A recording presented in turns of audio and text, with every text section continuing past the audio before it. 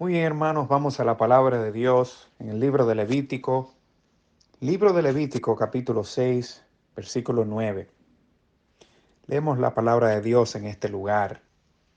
El fuego de la comunión con Dios, una resolución loable.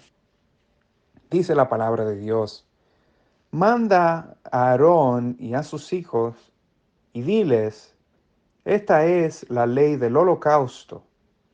El holocausto estará sobre el fuego encendido sobre el altar toda la noche hasta la mañana. El fuego del altar arderá en él. Dios bendiga su palabra. Señor, te damos gracias por tu palabra en el nombre de Jesús. Rogamos que tú ilumines nuestras mentes y nuestros corazones y nos ayude a recibir tu palabra con gracia en este día, en el nombre de Jesús. Amén.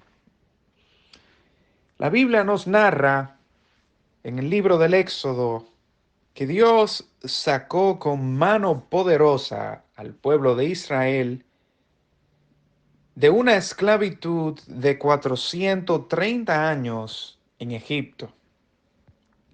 Dios llamó a los descendientes de Jacob para revelárseles en el desierto del Sinaí, para establecerlo como un pueblo santo y apartado para Dios, pero también para tener una relación especial con ellos y para la obediencia a los mandamientos de Dios. Por eso es que Dios, a través de Moisés, le da el pacto a los israelitas y les especifica a ellos que si ellos permanecen en ese pacto, entonces van a ser llamados pueblo de Dios, van a ser gente santa, van a ser una nación de sacerdotes y de reyes, con la condición de permanecer en ese pacto. Así que la relación que estas personas estaban siendo llamadas a tener con Dios tenía ese requisito. Ellos debían de escuchar, debían de conocer las ordenanzas de su Dios para poder servir a su Dios. Es más, que Dios se nos revela a nosotros a través de la Biblia. Por lo tanto, cuando nosotros leemos la Biblia, vamos a encontrar que Dios no quiere que nosotros le sirvamos como nosotros pensamos que a Dios hay que servirle. Todo lo contrario.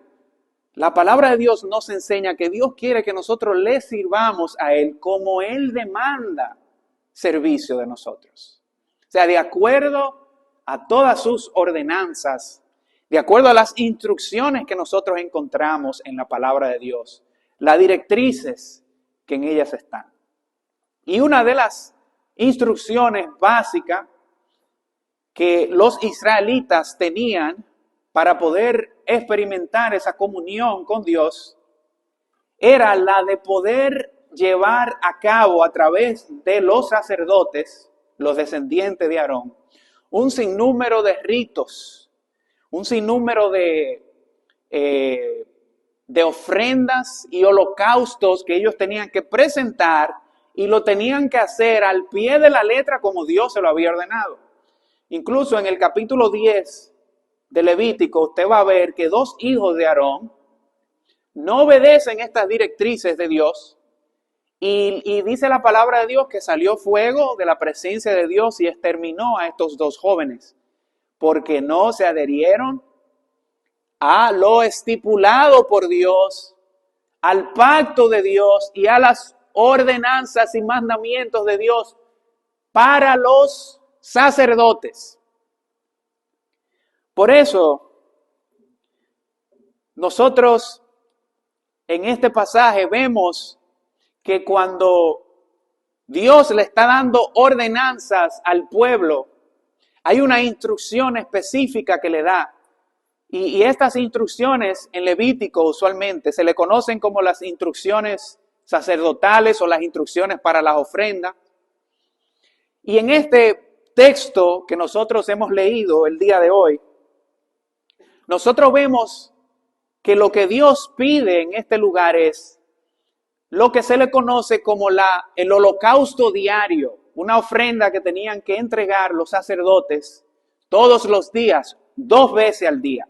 Bueno, si nosotros vamos al libro de Números, puede ir conmigo a ese lugar, capítulo 28, libro de Números 28, versículo 3 y versículo 4. Mire lo que dice la palabra de Dios acerca de esta ofrenda. Y le dirás, esta es la ofrenda encendida que ofreceréis a Jehová, 2 corderos sin tacha de 1 año.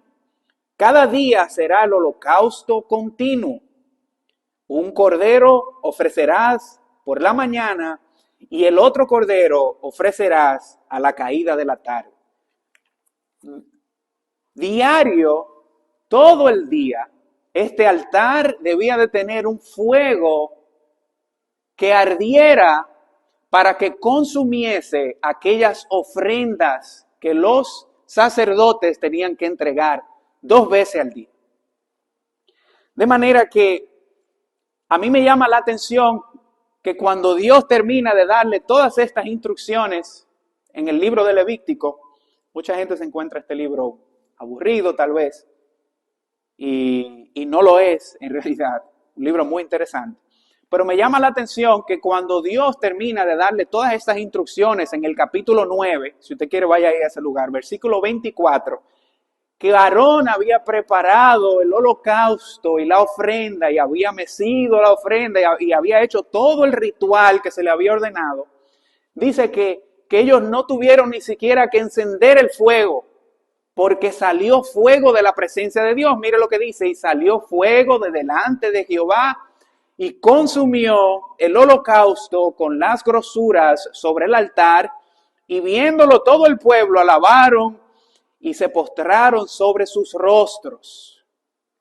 Es por esto que algunos comentaristas bíblicos dicen que la idea central de ese pasaje que nosotros acabamos de leer es que ese fuego del holocausto continuo fuera simplemente una continuación del fuego que ya el Señor había provisto cuando hizo salir fuego de su presencia, como hemos leído, que consumiera la primera ofrenda ofrecida en el Antiguo Testamento de acuerdo al pacto mosaico.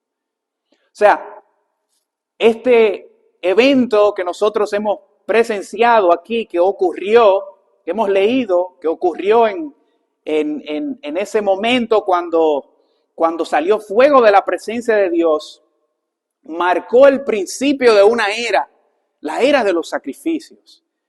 Y lo que Dios le estaba diciendo a estas personas era, cuando ustedes vean ese fuego encendido del holocausto diario, recuérdense que quien encendió ese fuego fue el Señor Dios de los cielos.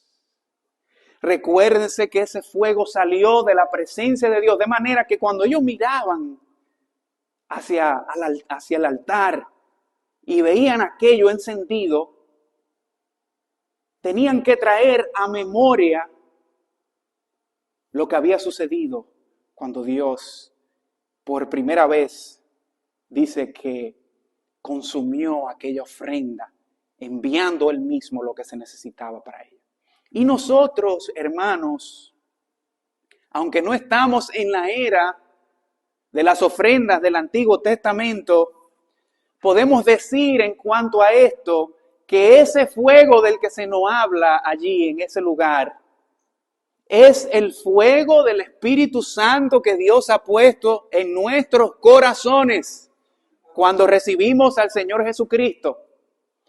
Por eso el apóstol Pablo, hablando a los tesalonicenses, capítulo 5, versículo 19, le dice, no apaguéis al Espíritu. Nosotros sabemos que no somos responsables de la salvación, pero si de algo somos responsables es de mantener, de cuidar ese fuego que Dios ha puesto en nuestros corazones, así como los sacerdotes en el Antiguo Testamento eran enviados a mantener ese fuego encendido todo el día. De manera que, ¿qué mejor resolución podríamos nosotros tener para este nuevo año, hermanos, que la de mantener ese fuego de Dios encendido en nuestras vidas? El fuego de la comunión con Dios, el fuego de la relación personal entre usted y Dios, suya y del Señor, todos los días, de día y de noche. Y para mantener, tal vez usted se estará preguntando entonces, ¿qué es lo que yo tengo que hacer para mantener ese fuego encendido? ¿Dónde consigo la leña? Hable con Franklin, que Franklin tiene una montaña de leña en su casa. Tiene tanta leña que todos los días es una fogata. Eso fue un comentario, ustedes no escucharon eso. Para mantener, mis hermanos, ese fuego encendido todos los días de este nuevo año, lo primero que nosotros vamos a tener que hacer es dejar atrás nuestra vieja vida, dejar atrás nuestros hábitos pecaminosos y todas aquellas cosas que nos alejan de Dios. Mire que los israelitas, de ninguna manera ellos hubieran podido entrar en una relación con Dios, una relación privilegiada con Dios, para tener comunión con Él, para tener acceso a todas las bendiciones de Dios, si ellos no hubieran dejado atrás Egipto. Eso no hubiera podido suceder.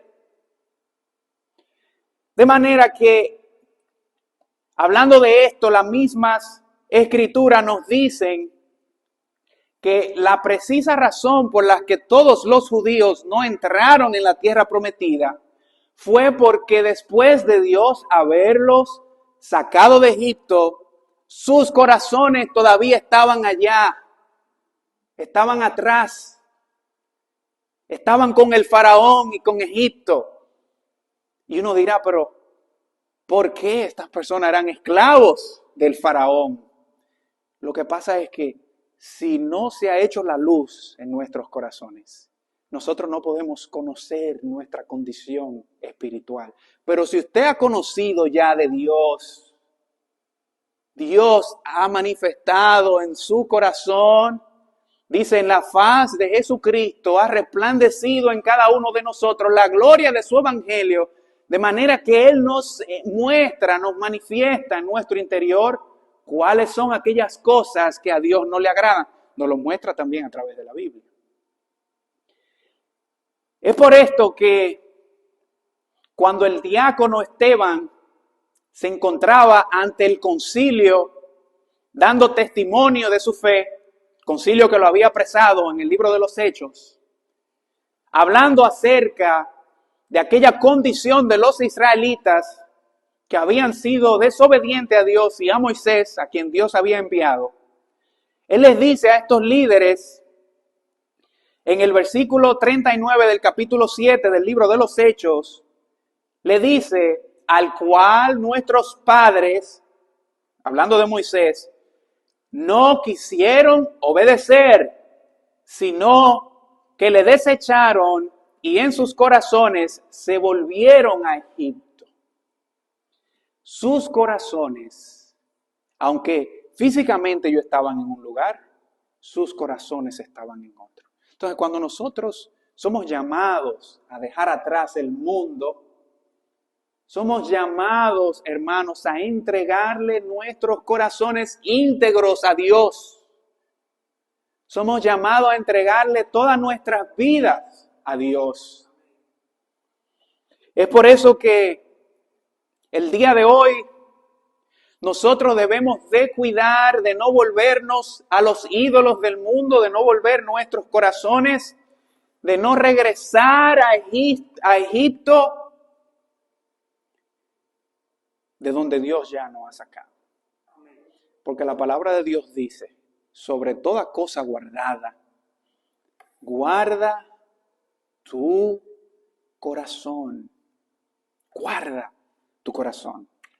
Lo que quiere decir, mis hermanos, que nosotros también debemos de cuidar de no ser seducidos, escuchen bien, por aquellas cosas materiales de este mundo, aquellas cosas que este mundo nos puede ofrecer, que de lejos se ven muy bonitas, pero cuando usted la persigue y termina obteniéndola, queda más vacío que como estaba al principio.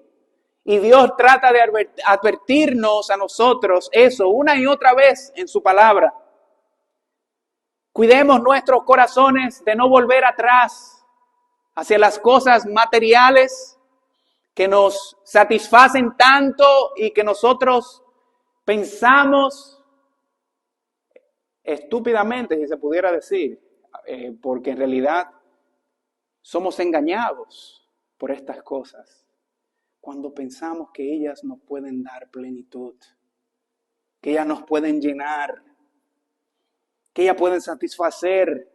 Y asimismo la palabra de Dios nos manda a dejar atrás nuestros deseos carnales impropios, a dejar atrás el deseo de encontrar gratificación en las cosas de este mundo, en las cosas caídas. El mundo no tiene nada que ofrecerle a Dios. Y si no tiene nada que ofrecerle a Dios porque rechazó a Jesús, Jesús le dijo a sus discípulos, si a mí me rechazó el mundo, ustedes también lo van a rechazar. O sea, tampoco tiene nada que ofrecernos a nosotros. Es por eso que Juan, hablando en su primera carta, capítulo 2, versículo 15, que usted conoce, dice allí en aquel lugar que los deseos del mundo, la vanagloria de la vida, la vanagloria de los ojos, todas esas cosas pasan. Tienen una fecha de expiración. Así como el 2023. Así como nuestras vidas. Hermanos, el padre de mi esposa falleció hace unas semanas, no recuerdo exactamente los días. Y cuando iba camino al aeropuerto, a llevarla tanto a ella como a su hermano, a Eli también y sus hijos, porque en ese momento uno no tiene palabras para decirle no a nadie, para consolar a nadie, solo Dios puede consolar los corazones. Pero hay algo que la Biblia nos dice a nosotros, y es que nosotros ya estamos en luz, conocemos la verdad.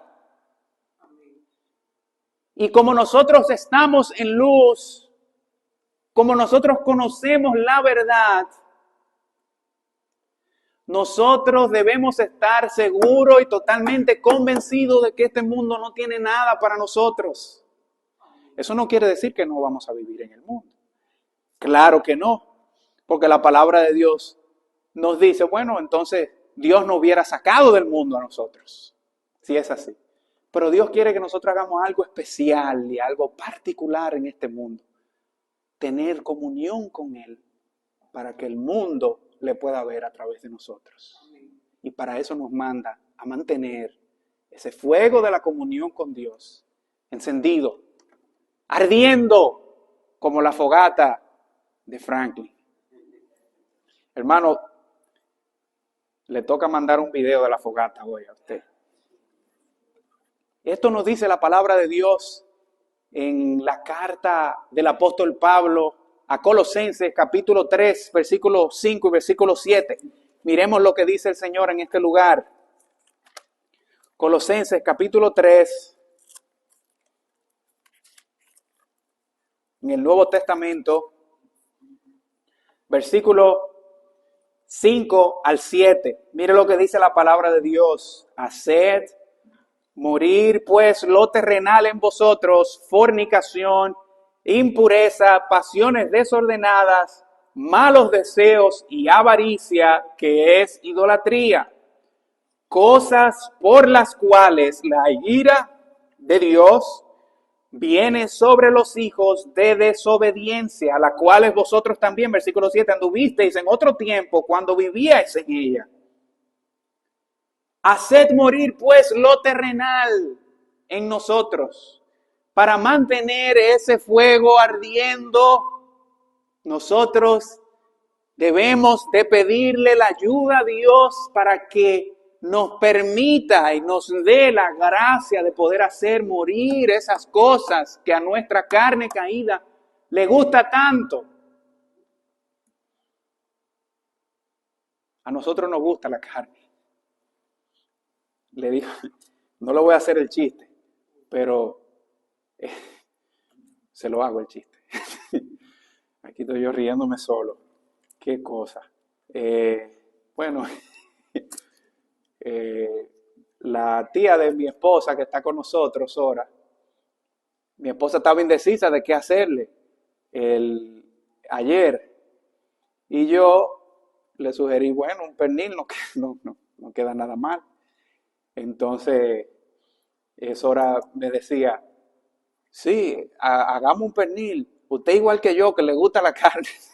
Entonces me acordé de la carne. A nosotros nos gusta la carne, pero no es la carne nada más de esos lechoncitos tan buenos, ¿verdad? Que nuestras esposas saben hacer para este tipo de épocas del año.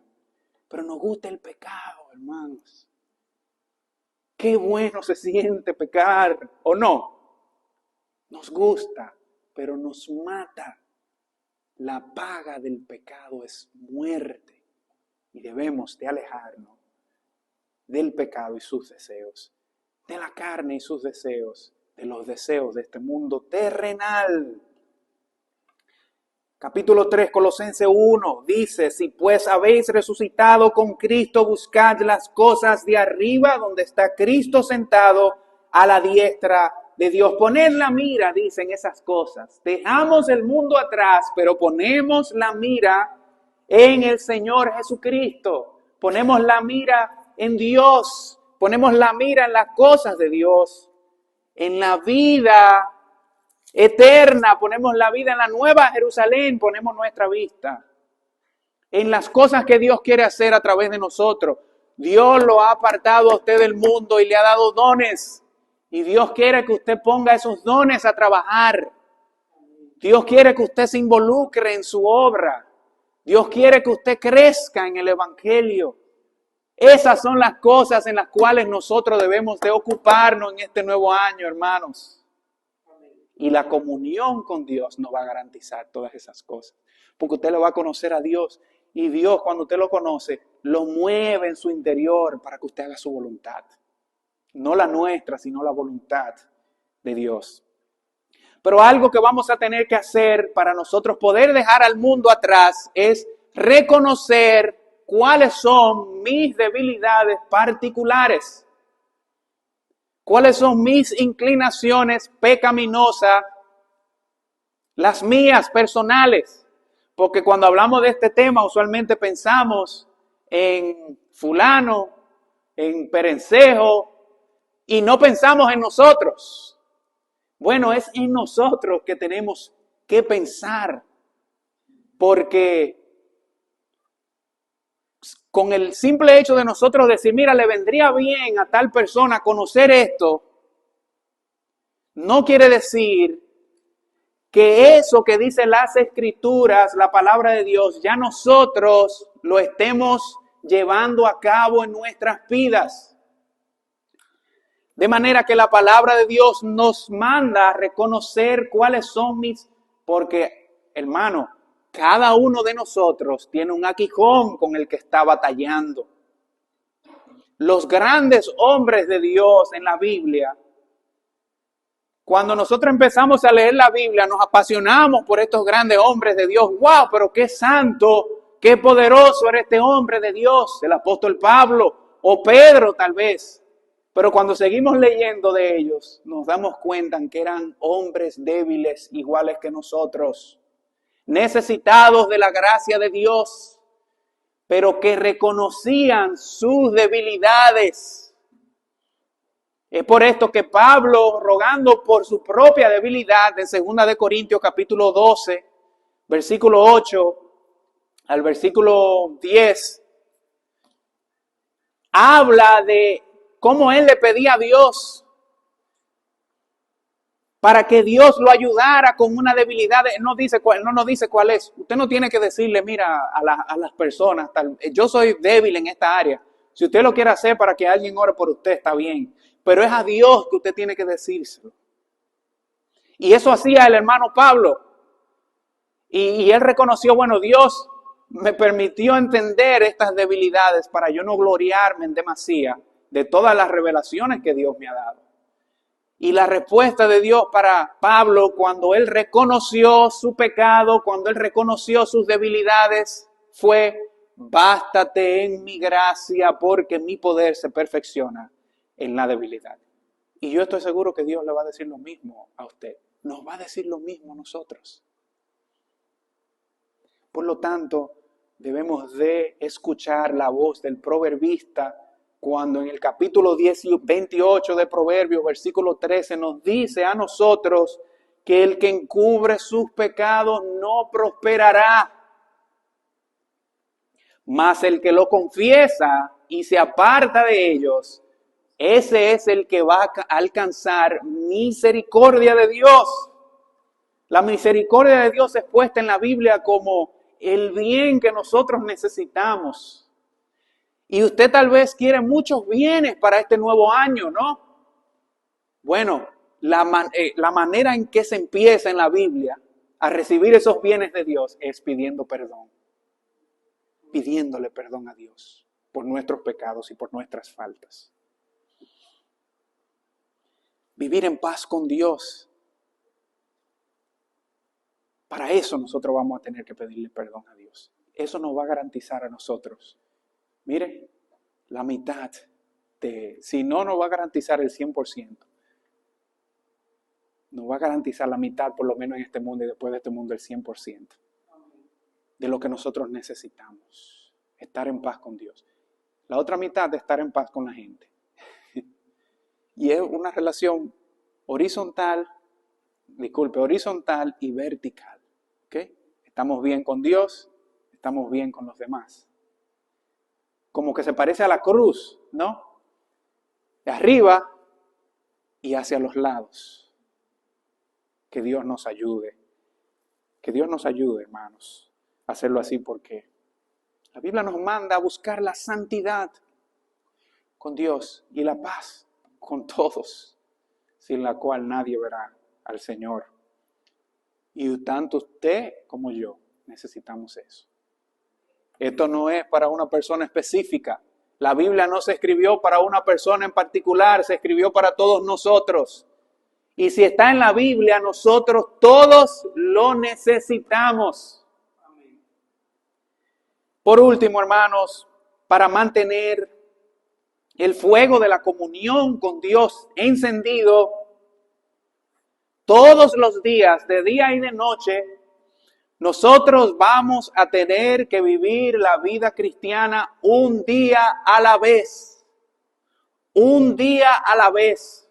Porque hoy sus luchas no van a ser las mismas que las de mañana.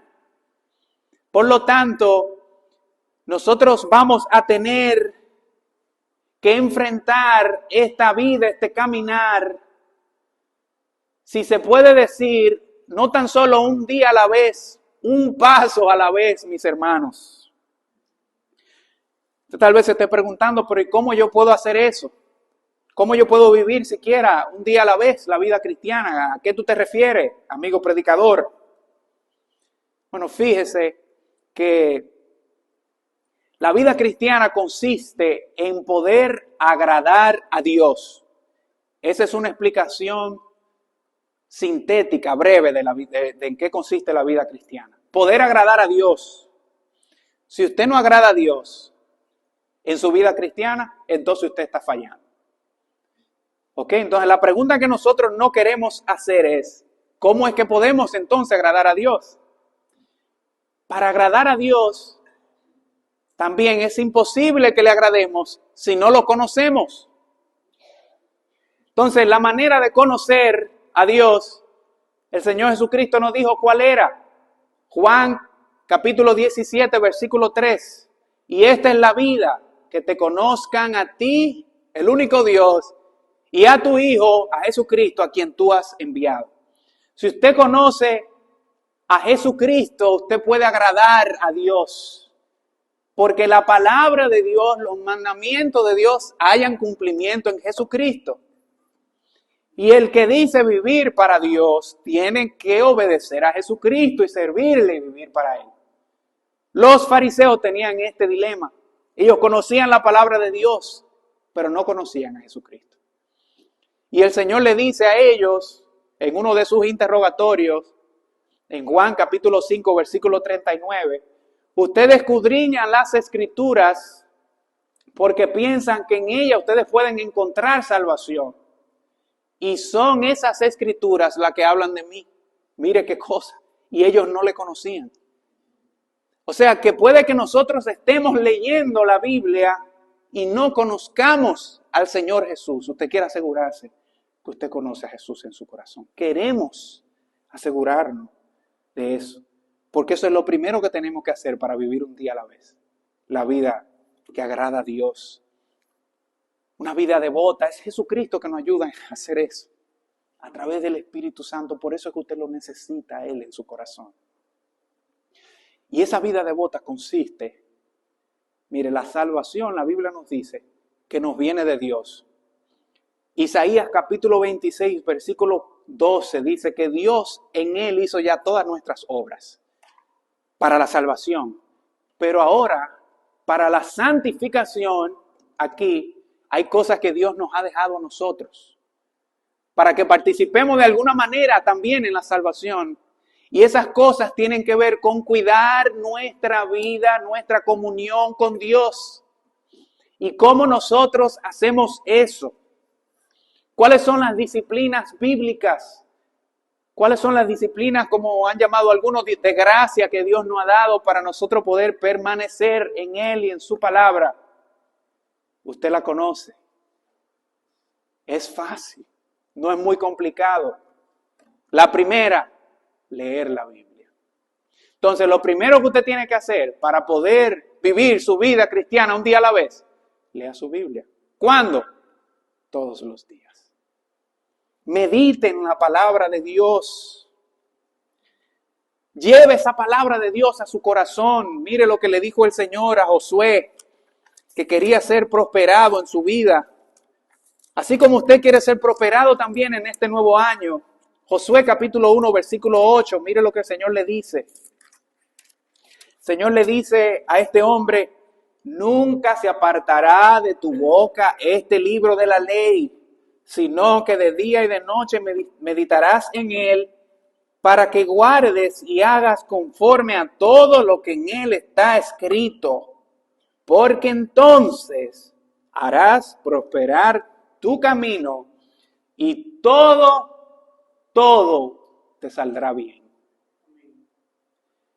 Que no se aparte esa palabra de Dios, de tu boca, de día y de noche. Medita en ella. La definición de meditación, mis hermanos, es parecido a lo que hace un león. Un león cuando está ante su presa, estudia la presa primero, ¿ok? Para saber si es más fuerte que él, para saber si tiene alguna ventaja sobre él. Pero no tan solo estudia su presa, estudia también el terreno. ¿Por dónde que le va a entrar? Si por la derecha, si por la izquierda. Son muy meticulosos los leones en eso. Ellos planifican muy bien su ataque. De manera que cuando ven la presa más débil, ¡pa! En un abrir y cerrar de ojos, ya usted ve que la presa está en el suelo y entonces en ese momento el león no, como decimos nosotros en el buen idioma dominicano, el león no le entra de una vez. El león empieza a meditar porque él empieza a desgustarla al pasito. Él busca las partes que a él más le gustan. Primero, si se llenó, entonces le deja el resto a los demás. Y eso los estudiosos de la Biblia dicen, eso es lo que significa meditar. Mire, usted va a agarrar la palabra de Dios, usted la va a estudiar. Usted va a estudiar la palabra de Dios. Usted va a hacer exégesis, va a escarbar en la palabra de Dios. Va a estudiar el terreno, todo. Y entonces cuando usted la pueda comprender, que ya Dios, después de ese estudio, le haya dado a usted la iluminación de la interpretación correcta de la Biblia, porque lamentablemente hay muchas personas en este mundo que interpretan la Biblia a su beneficio, a su propio beneficio, y la sacan de contexto. Pero para usted poder hacer esa meditación a la que nos manda la palabra de Dios, usted tiene que hacer ese estudio previo. Entonces, cuando ya usted conoce qué es lo que Dios está diciendo en este lugar, por qué lo dijo, cuál es el contexto, entonces usted empieza a meditar en eso. Esa es la meditación. Y eso es lo que la Biblia nos llama a hacer. Si usted hace eso todos los días, eso le va a garantizar la comunión con Dios. De otra manera, ni con Dios ni con los que le rodean va a tener comunión. Medítela para usted esa palabra. Lo segundo es igualmente importante, y no me voy a detener mucho aquí, porque usted también lo conoce, la oración. Todos los días necesitamos hablar con Dios. Necesitamos orar. Es más, Jesucristo le dijo a sus discípulos, hasta ahora ustedes nada habéis pedido en mi nombre. Pedid y se os dará. Dios es quien quiere darnos a nosotros lo que nosotros necesitamos, pero nosotros no pedimos. Y si pedimos, pedimos mal para nuestros deseos y deleites. Pero cuando conocemos la voluntad de Dios a través de la meditación de su palabra, nosotros podemos pedir bien. Y cuando pedimos bien, Dios nos contesta todas nuestras cosas, necesidades y demás. Y Jesús le dijo a sus discípulos, entonces su gozo será cumplido. Su gozo.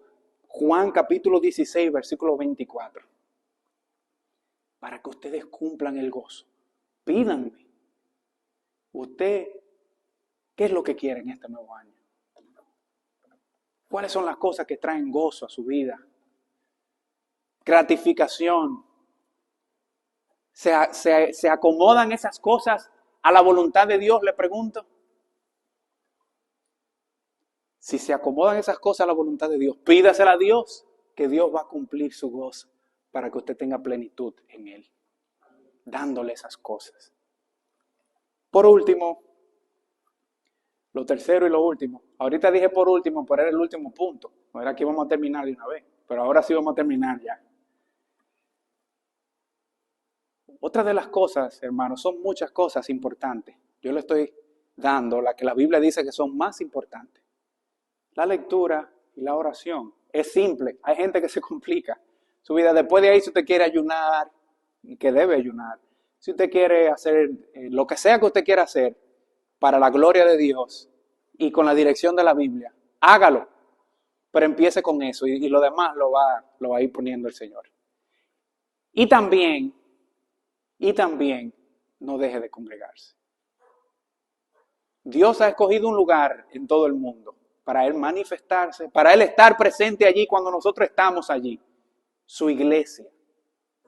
Ese es el lugar de la presencia, de la morada de Dios. Y si usted quiere tener comunión con Dios, es imposible que usted lo haga si usted no se congrega. Si usted por cualquier cosita deja de asistir a la iglesia. Si los eventos mundanos son más importantes que el usted venir a la iglesia. A mí me llama la atención, no me gusta hacer esto, porque no sé cómo las personas se van a sentir, pero le pido a mis hermanos que no se sientan aludidos, y cualquier cosa, si se sienten aludidos, pues me lo dicen luego, y yo me doy en el pecho y me arrepiento.